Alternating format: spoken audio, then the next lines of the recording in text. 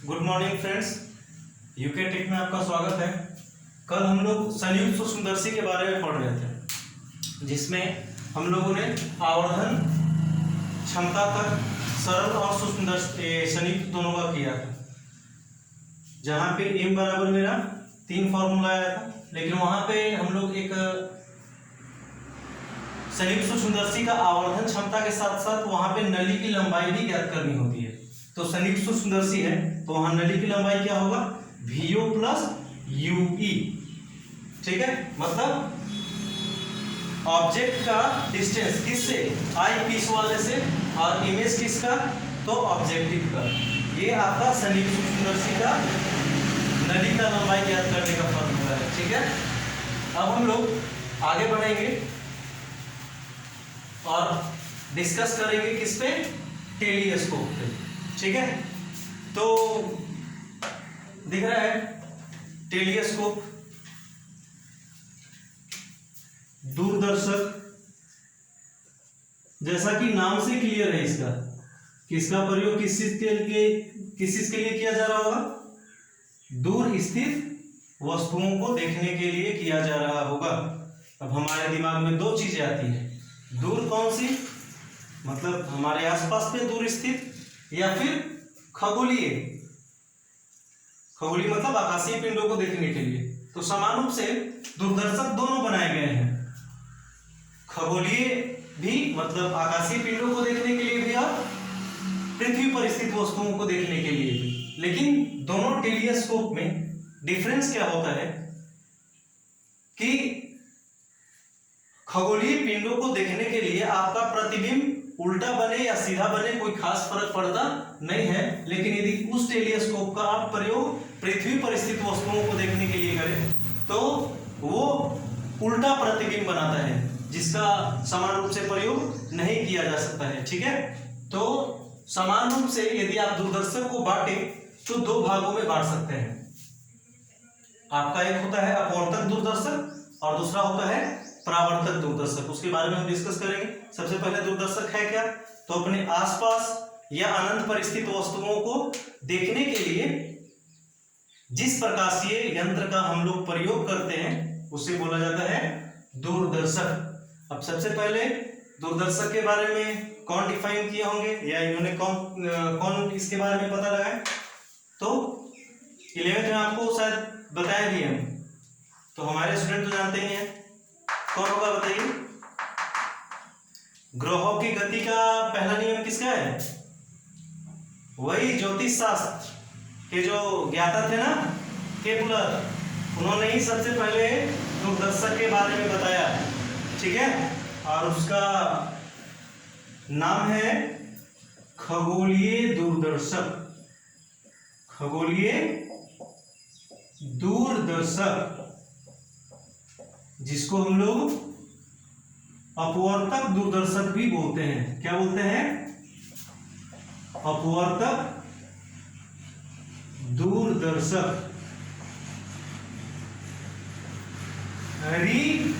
Refracting telescope बोला जाता है पहला को, अपवर्तक दूरदर्शक को। दूसरा है परावर्तक दूरदर्शक, परावर्तक दूरदर्शक, जिसको रिफ्लेक्टिंग टेलीस्कोप बोला जाता है। तो बारी बारी से हम लोग खगोलीय दूरदर्शक और परावर्तक दूरदर्शक को पढ़ेंगे। तो सबसे पहले हम खगोलीय के बारे में डिस्कशन करेंगे, इसके बाद हम लोग परावर्तक दूरदर्शक के बारे में करेंगे। चलिए आइए पहले वाले में, ये पहला जो अपवर्तक दूरदर्शक है ये बनाने का श्रेय हमारे जॉन केपलर साहब को जाता है। इन्होंने ही ग्रहों नक्षत्रों की स्थिति का पता लगाने के लिए खगोलीय दूरदर्शक का प्रयोग किया था, जहां पे जैसे आप संयुक्त सूक्ष्मदर्शी पढ़े हैं ना थोड़ा देर पहले, 2 उत्तल लेंस का प्रयोग किया जाता है, उसी प्रकार से यहां भी 2 उत्तल लेंस का ही प्रयोग किया जाता है। लेकिन अंतर क्या होता है, संयुक्त सूक्ष्मदर्शी में पहला वाला छोटा था, दूसरा वाला बड़ा था, लेकिन यहाँ पे जस्ट अपोजिट कर देना है। मतलब पहला वाला उत्तल लेंस बड़ा होता है और दूसरा वाला उत्तल लेंस छोटा होता है, और बाकी जो फॉर्मेशन पहले वाला था बस वही फॉर्मेशन इसमें भी रहेगा। कौन कौन सा? एक नली से जुड़ा हुआ था जिसका लेंथ था L, ऐसे L1 L2 मानेंगे नहीं, ऐसे ही चल के ऐसे ही छोड़ दीजिए, ठीक है। इसका डिस्टेंस हो गया L, इसको हम लोग बोलते हैं क्या? ऑब्जेक्टिव। ऑब्जेक्टिव मतलब अभिदृश्यक। ये हो गया आपका आईपीस मतलब नेत्रिका। जो पहले वाला था सनिक सूक्ष्मदर्शी में बस वही रहेगा, आपको कुछ ज्यादा इसमें एक्स्ट्रा करने की जरूरत नहीं है। ये आपका हो गया क्या? रैक एंड पिनियन, दंडचक्र। दंडचक्र तो जो वहां पे किए थे यहाँ पे वही है, आपको कुछ खास करने की जरूरत नहीं है, ठीक है। तो यहाँ पे खगोलीय दूरदर्शक पे हम क्या बोलेंगे? तो खगोलीय पिंडों को देखने के लिए जिस प्रकाशिक युक्ति का प्रयोग किया जाता है उसको बोला जाता है क्या? खगोलीय दूरदर्शक या फिर अपवर्तक दूरदर्शक। अब साधारण सी बात है कि जब अनंत पर स्थित वस्तु है, मतलब खगोलीय पिंड को देखेंगे तो वो जनरली इन्फिनिटी पे है ना, तो इन्फिनिटी पे स्थित वस्तु को जब हम देखते हैं तो दो केस हो सकता है। कितना केस? दो केस। कौन कौन सा? एक केस में आपका हो सकता है कि जहां पे पिंड है वहीं पे दिखाई दे, मतलब सामान्य समायोजन। सामान्य समायोजन में क्या होता है? मतलब दूरदर्शक को, मतलब जब आप अपवर्तक दूरदर्शक के बारे में पढ़ेंगे तो आप उसको एडजस्टमेंट दो तरीके से कर सकते हैं, और दोनों ही तरीके से जब आप उसका प्रयोग करते हैं तो क्षमता जो है वो अलग अलग आती है, एक ही क्षमता नहीं आएगा। दोनों ही केस में क्या होगा?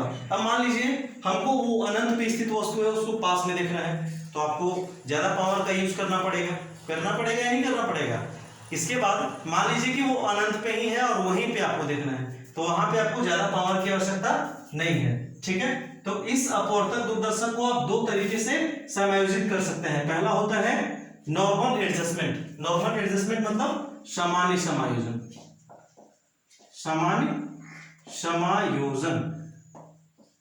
इसके बाद दूसरा होता है स्पष्ट दृष्टि के लिए समायोजन। स्पष्ट दृष्टि मतलब लिस्ट डिस्टिंक्ट विजन, मतलब अनंत पे स्थित वस्तु है खगोलीय पिंड और उसको आपको एकदम नजदीक देखना है, तो खगोलीय दूरदर्शक में उसके पावर को इंक्रीज करना पड़ेगा। वहां पे आपका आवर्धन क्षमता, नली का लंबाई दोनों आपको चेंज हो जाता है, मतलब रैक एंड पिनियन से इसको हम लोग क्या कर लेते हैं, आप नजदीक कर लेते हैं। तो बारी बारी से हम लोग स्टडी करेंगे।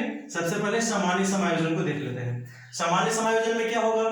तो जहां पे वस्तु रहेगी प्रतिबिंब भी वहीं पे बनेगा। तो अनंत पे है ना, तो अनंत से लाइए प्रकाश को, यहाँ पे लाए हम, और देखिए ये आपके यहां से गुजर गया। फोकस से नहीं गुजरेगा। क्यों नहीं गुजरेगा? क्योंकि ये इसके समांतर है। क्या दिख रहा है? नहीं ना? हाँ, नहीं गुजरेगा क्योंकि ये इसके समांतर नहीं है। अब देखिए दूसरा अनंत से किरण लाएंगे। अरे यार, दूसरा अनंत से लाएंगे जो इसको थोड़ा और पहले काटेगा, ठीक है। यहां पे काटा, यानी कि पहला केस में आपका इमेज कहां पे बना? ये दोनों के बीच में, ठीक है। और ये जो है वो सीधा, थोड़ा आप सही से बना लीजिएगा ग्राफ। ये आपका सीधा जो है वो अनंत पे ही बनाता है। यदि आपका यहाँ पे आंख है तो आप इसको कहाँ पे देखते हैं? अनंत पे ये हमको दिखाई देता है। ये देखिए इसका इमेज जो है वो रिजल्टेंट बाहर बनेगा, ठीक है। आप इसका पहला A1 A भी मान लेते हैं, तो ये आपका हो जाएगा A1 B1, ठीक है। A1 B1 ये आपका रिजल्टेंट इमेज बना।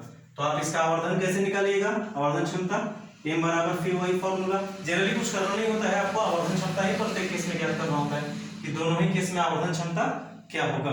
जब सामान्य समायोजन करेंगे तब क्या होगा, और जब ये स्पष्ट दृष्टि के लिए करेंगे तब क्या होगा। तो अब देखिए सबसे पहले हमको इसमें ये पता लगाना होगा इसका फोकस कौन सा है। तो ये वाला आपका डिस्टेंस हो गया FO, FO क्यों? क्योंकि ये फोकस किसका है? ऑब्जेक्टिव का है। अब देखिए अब इसका फोकस क्या होगा? FE। क्यों? क्योंकि इसका फोकस किसका है? आई पीस का है ना। अब देखिए m बराबर क्या होता है? बीटा बाई अल्फा, या फिर आप इसको बोल सकते हैं tan बीटा बटा tan अल्फा। बहुत बढ़िया। और क्या? अब इसके बाद देखेंगे हम लोग tan बीटा और अल्फा के लिए पहले हमको अल्फा और बीटा मानना पड़ेगा। तो देखिए प्रकाश किरण यही आ रहा है ना, तो अल्फा हमारा कहाँ पे होगा? यहाँ पे होगा। ये वाला अल्फा तो ये वाला भी अल्फा, सम्मुख कोण है, दिख रहा है, क्रॉस हो रहा है दोनों। ठीक है। इसके बाद आप बीटा कौन सा? तो जो सीधे प्रतिबिंब से बना, देखिए तो प्रतिबिंब जो प्रतिबिंब का एंगल है वो ये वाला नहीं है, तो इसको हम लोग क्या मान लेंगे? बीटा। अब हम लोग अल्फा और बीटा का वैल्यू बैठा देते हैं। ये P1 है, इसको P है तो इसको P1 मान लेते हैं, या P1 P2 भी कर सकते हैं। जैसे इसको हम P1 कर लिए, इसको क्या कर लिए? P2 कर लिए। ठीक है। अब देखिए tan बीटा का मान बैठेगी, tan बीटा का वैल्यू क्या हो जाएगा? है AB बटा BP, AB बटा BP, और फिर अल्फा का मान बैठेंगे, तो फिर क्या हो जाएगा इसका? AB बटा AB बटा क्या, उसमें BP था ना, तो इसमें PB हो जाएगा। कहीं सेम कैसे हो सकता है? अच्छा BP2 था, BP2, और यहाँ पे क्या है? ये BP1। ठीक है, आवाज क्लियर है ना? चलिए अब यहाँ पे देखिए ये BP1 ऊपर चला जाएगा और AB से भी कट जाएगा, तो BP1 को ऊपर कर दीजिए, तो अब आपका m बराबर हो जाएगा क्या?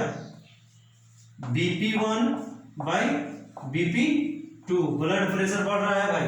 अब देखो क्या हो गया? m बराबर BP1 बराबर BP2। BP1 क्या है मेरा? BP1 ये वाला डिस्टेंस मतलब FO। ठीक है। अब देखिए लेंस के दाहिनी ओर है, ये हमारा प्लस में होगा क्योंकि हम फॉरवर्ड आगे की ओर जा रहे हैं। अब देखिए BP2 कौन है? ये वाला है, मतलब FE लेंस के बाईं ओर है, मतलब माइनस FE। ठीक है। अब देखो तो क्या होगा?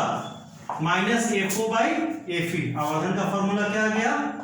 माइनस FO बाई FE हो गया। इसके बाद हम नली की लंबाई ज्ञात करेंगे, तो नली की लंबाई मतलब क्या? इतना प्लस इतना, मतलब FO प्लस FE। ये हो गया आपका नली की लंबाई का फॉर्मूला, और ये हो गया आपका आवर्धन क्षमता। आप वीडियो को रोक के इसको उतार लेंगे। ठीक है।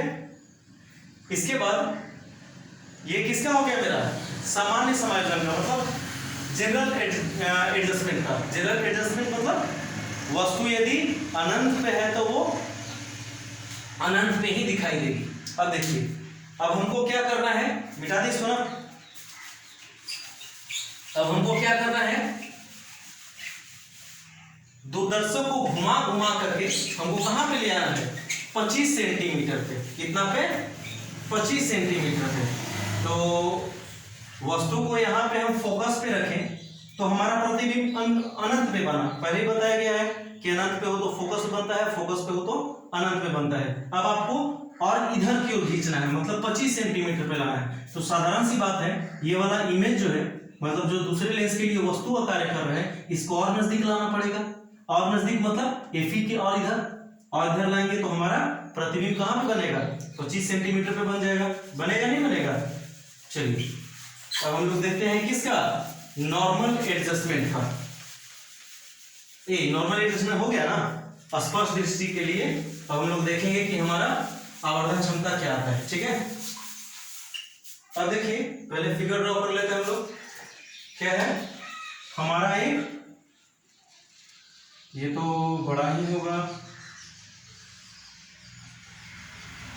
ये हमारा छोटा हो जाएगा। नली से जोड़ लेंगे, रैक एंड पिनियन को एडजस्ट कर देंगे। ठीक है। ये इसका लेंथ L हो जाएगा। अब देखिए फिर से वही करेंगे हम लोग।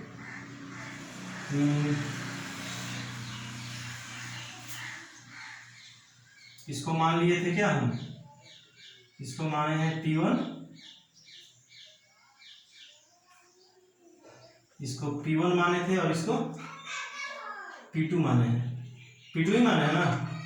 चलिए अब यहाँ पे फिर से हम लोग करके देखते हैं। यहाँ पे एक प्रकाश पड़ा जो यहां से गुजरा, इसके बाद एक हम प्रकाशिक केंद्र से लेके चले जाते हैं, प्रकाशिक केंद्र वाला जाएगा। अब देखिए ये इसके अंदर आ रहा है नहीं आ रहा है, ये फोकस के अंदर आ गया, फोकस के अंदर आ गया। थोड़ा फिगर को सही से बना लेना क्योंकि बहुत अंदर चला गया है, लेकिन फिर भी हम इस डिस्टेंस को u मान लेते हैं। u या x कुछ भी मान सकते हैं, हम u मान लेते हैं। क्या मान लेते हैं? u, मतलब ये फोकस के अंदर आ चुका है। अब देखिए ये इसका यहाँ से यहाँ तक का हम डिस्टेंस को मान लिए a4, क्या मान लिए a4, और ये वाला फोकस के अंदर है ना, तो हो सकता है कि आपका fe यहाँ पे हो, ठीक है। ये वाला डिस्टेंस आपका हो जाएगा क्या, fe, ठीक है। ये वाला डिस्टेंस आपका क्या हो गया, fe, और वस्तु अब कहाँ गया, एकदम अंदर, मतलब a b, ये आपका हो गया वस्तु। इसको हम कहाँ कर लिए, फोकस के अंदर। क्यों किए, क्योंकि अब हमारा जो इमेज चाहिए वो कितना पे चाहिए, 25 पे, कितना पे, d डिस्टेंस पे, d मतलब 25 सेंटीमीटर पे चाहिए आपको। बस ऐसा आप फिगर बनाइएगा कि इस फोकस के अंदर आ जाए, ठीक है। अब सही से उसको कर लेना। अब देखो आवर्धन क्षमता कैसे निकालेंगे नजदीक वाले में, तो फिर से हमारा हो जाएगा वही फॉर्मूला चलेगा, tan बीटा बटा tan अल्फा,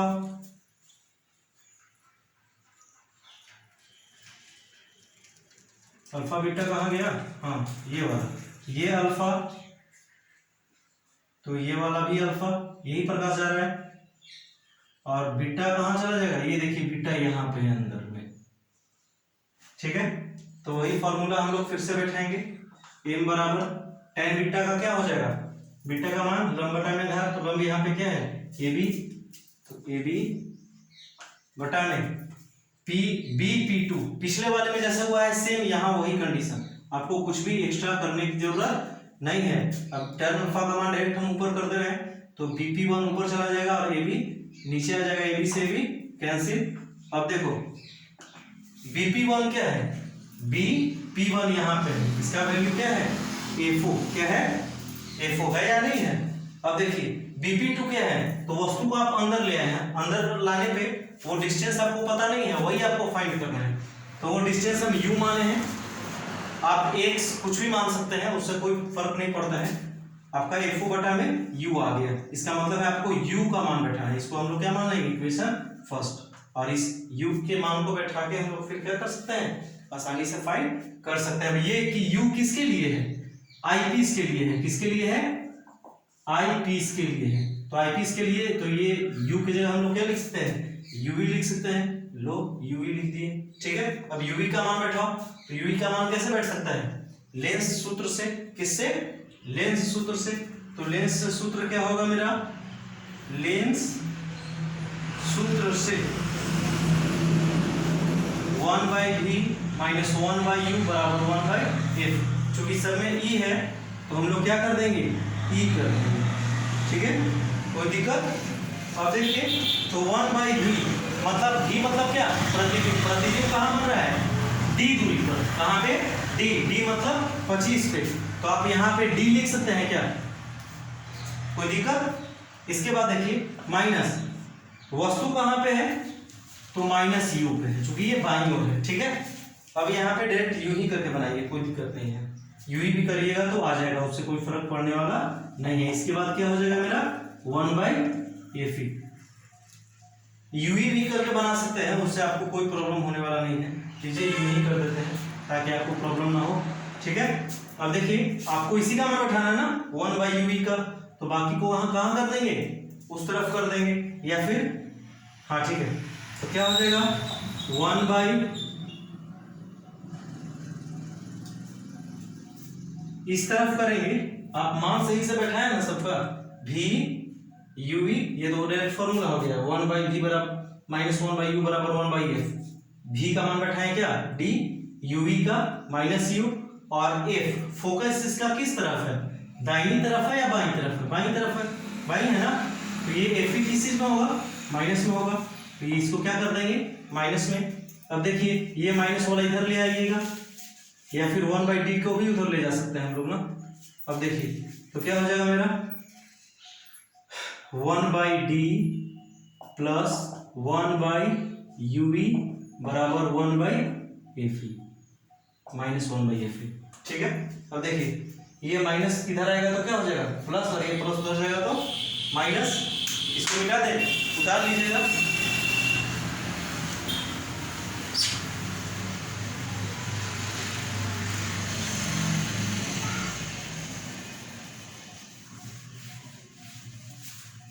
चलिए यहाँ पे 1/uv का मान चाहिए हमको, बाकी से लेना देना नहीं है, तो क्या हो जाएगा d को उधर लेके जाओ, माइनस को कॉमन कर लो, तो यहाँ आएगा 1/fe प्लस 1/d, कोई दिक्कत, ये d को हम उधर लेके चले गए तो माइनस में होगा, दोनों में से माइनस को कॉमन कर लिए तो ये बीच में क्या आ जाएगा प्लस आ जाएगा, ठीक है। अब देखो 1/uv का मान, माइनस तो पहले से कॉमन है, अब fe को या d को दोनों में से आप किसी एक को भी कॉमन कर लीजिएगा तो आपका फॉर्मूला आ जाएगा। तो हम लोग मान लो fe को कॉमन कर लिए, तो fe तो यहाँ से कॉमन हो जाएगा, लेकिन यहाँ से कॉमन होगा क्योंकि यहाँ पे fe है ही नहीं। उसी तरह से d को कॉमन करेंगे तो d यहाँ तो है लेकिन यहाँ पे नहीं है, तो हम लोग क्या किए d fe से गुना कर दिए और fe से भाग दीजिए, ठीक है। स्टेप समझ में आया। अब fe को 1/fe को कॉमन कर सकते हैं, नहीं कर सकते हैं, कर सकते हैं, 1/fe कॉमन हो गया मेरा।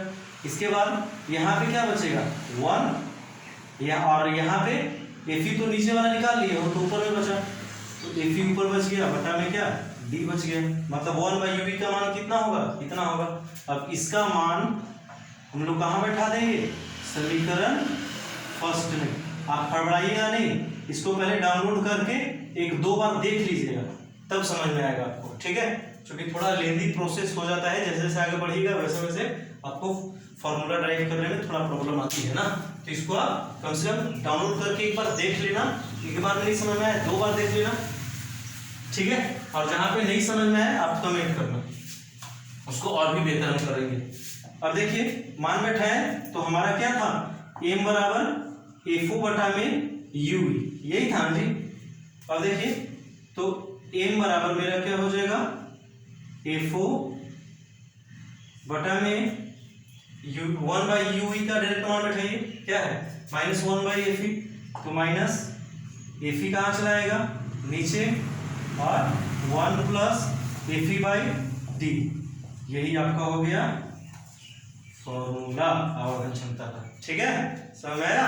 और देखो एक चीज और आप पूछेंगे कि नली की लंबाई क्या होगा, तो नली का लंबाई क्या होगा देख लेते हैं हम लोग। नली का लंबाई यहाँ पे किसके बराबर है, तो फोकस वहां पे चला गया था और वस्तु लास्ट में बचा हुआ था, वस्तु का दूरी, तो FO प्लस UV, तो FO ही है। अब UV का मान बैठा दीजिए, UV का क्या वैल्यू हो जाएगा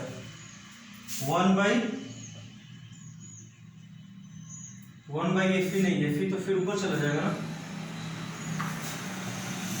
1/UV का मान है ना, और वो क्या है केवल UV है, तो आप इसको ऊपर करिएगा तो ये वाला भी सब कहाँ चला जाएगा ऊपर, मतलब FE ऊपर चला आएगा इंटू D कॉमन हो जाएगा, तो D कहाँ चला जाएगा ऊपर, और हो जाएगा FE प्लस D। आप इसको कर लेना एक बार, हम डायरेक्ट वैल्यू बैठा दिए हैं, UV का मान बैठाने के लिए हमको इसका मान बैठाना है, तो इसको ऊपर ले जाएंगे तो इधर वाला भी ऊपर चला जाएगा, तो यहाँ से एलसीएम ले लेंगे तो डी आएगा नीचे और ऊपर में आ जाएगा डी प्लस एफ, तो एफ प्लस डी आ जाएगा नीचे और डी कहाँ चला जाएगा ऊपर। ये हो गया आपका नली का लंबाई। तो आपको लेंदी यही केवल एक इक्वेशन है, कौन सा, ये वाला। मतलब जब आप स्पष्ट दूरी पे आप उसको जबरदस्ती कर रहे हो ना, अपवर्तक दुर्दर्शक पे वो अनंत पे था, उसको आप 25 सेंटीमीटर पे ला रहे हो, तो आपको तो दोनों एडजस्ट करना पड़ रहा है, रैक एंड पिनियन को भी लेंस को भी। अब दोनों ही केस में आपका पावर उसको आप बढ़ा दे रहे हैं ना, तो बढ़ाएंगे तो आपका वैल्यू क्या हो जाएगा, इतना पकड़ लेगा। ठीक है, तो आवर्धन क्षमता का फॉर्मूला ये वाला हो गया और नली की लंबाई का ये वाला हो गया। ठीक है, अब ये मेरा हो गया अपवर्तक दूरदर्शक खत्म। लेकिन यहाँ पे एक और प्रॉब्लम आती है, ये तो केवल खगोलीय पिंड के लिए है ना, ये आपका हो गया खगोलीय दूरदर्शक में। लेकिन हमको मान लो पृथ्वी पर स्थित वस्तु को देखना है। किस वस्तु को देखना है, पृथ्वी पर स्थित वस्तु को। तब हम क्या करेंगे, कोई ऑप्शन है भाई बताओ। वो तो उल्टा बनाएगा और सूरज, चंद्रमा, तारे, इन सबको उल्टा भी देखिए तो कोई फर्क पड़ना है, जैसा शेप है वैसा ही दिखाई देगा, है ना। तो सन 1609 ईस्वी में गैलीलियो ने पृथ्वी पर स्थित वस्तुओं को देखने के लिए अपवर्तक दूरदर्शक में थोड़ा मॉडिफाई किया, थोड़ा परिवर्तन किया। ये आता नहीं है, फिर भी हम लोग को जानना चाहिए। गैलीलियो कितना में 1609 में पृथ्वी पर स्थित वस्तुओं को देखने के लिए खगोलीय दूरदर्शक में थोड़ा सा परिवर्तन करके, मतलब अपवर्तक दूरदर्शक का ही प्रयोग किया था, वहां भी लेंस ही प्रयोग किया जाता है। उन्होंने एक प्रकाशीय केंद्र बनाया जिसकी सहायता से हम लोग पृथ्वी पर स्थित वस्तु को भी आसानी से देख सकते हैं। ठीक है, और उनका आवर्धन का फॉर्मूला किसका, ये पृथ्वी पर स्थित वस्तु के लिए है। पृथ्वी पर स्थित वस्तु, इसके लिए हम जो लेंस, ये जो प्रकाशिक यंत्र का प्रयोग करते हैं, जिस टेलीस्कोप का प्रयोग करते हैं, उसका आवर्धन क्षमता वही होता है जो स्पष्ट दृष्टि के लिए होता है। मतलब -FO/FE इंटू, वहां पे था 1 प्लस ना, तो यहाँ पे केवल लग जाता है 1 - FE/D। बस यही अंतर है। जो गैलीलियो बनाए थे उसका आवर्धन क्षमता क्या था, वो स्पष्ट दृष्टि पे प्लस था, यहाँ पे क्या रहता है, केवल माइनस रहता है बस। ठीक है, हो जाएगा, इसको भी उतार लेना। ठीक है, किसके लिए, तो पृथ्वी पर स्थित वस्तु को देखने के लिए बनाए थे कौन, गैलीलियो। ठीक है, चलिए अब आगे बढ़ते हैं।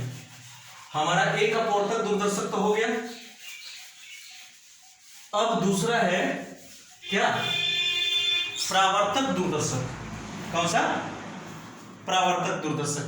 सबसे पहली बात, हमारे पास दूसरा ऑप्शन जानने को तभी आता है जब पहले वाले में कोई ना कोई कमी हो। ठीक है, तो देखिए पहले वाले में हम क्या कर रहे थे, 2 लेंस का प्रयोग कर रहे थे। किसका, 2 लेंस का। अब प्रकाश बताइए, हम बस में बैठे हुए हैं और शीशे को लगा दिए, तो प्रकाश का मात्रा ज्यादा हम तक तो पहुंच नहीं पाएगा, मतलब पहुंचेगा लेकिन उसका थोड़ा सा प्रभाव जो है वो शीशे के द्वारा रोक दिया जाएगा, है ना। लेकिन जैसे ही हम शीशे को खोलते हैं हमको और तेज धूप लगना शुरू हो जाता है। इसका मतलब है कि जब लेंस से प्रकाश गुजरता है तो वहां पर प्रकाश का अवशोषण होता है, और अवशोषण के कारण जितना प्रतिबिंब को चमकीला बनना चाहिए था उतना चमकीला वो बनता नहीं है ना। तो हम क्या करें, अब चमकीला बनाने के लिए, तो वही फिर आपको थोड़ा सा और मॉडिफाई किया दूरदर्शक में।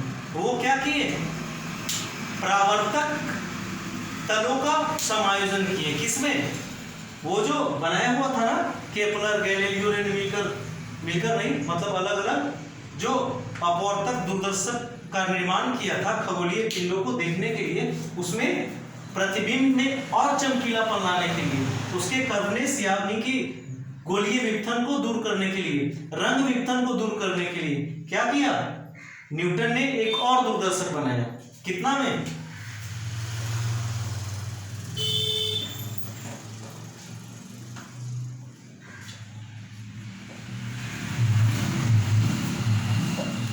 1668 में, ठीक है। कौन सा दूरदर्शक? परावर्तक दूरदर्शक, रिफ्लेक्टिंग